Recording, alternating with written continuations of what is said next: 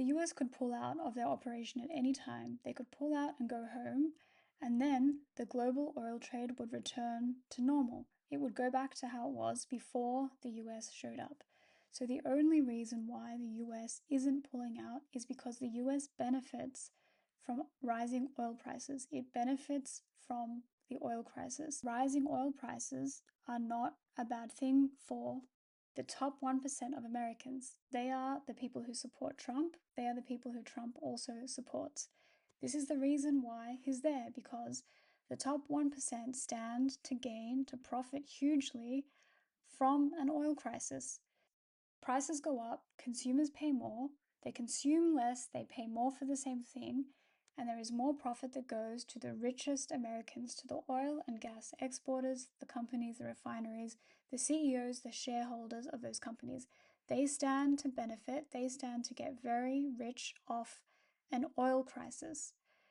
But to create an oil crisis, you can't create a global shortage because there has been no reduction in supply.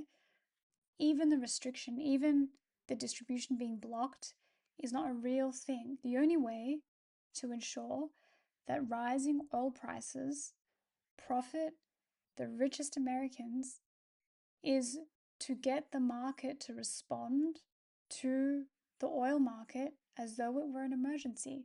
That relies on every government becoming involved, every government responding the same way to the US presence in Iran as though there was suddenly a global shortage.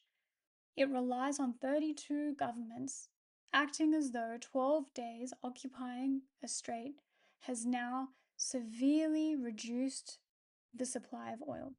They will respond to this oil shortage the same way as though there were an actual shortage.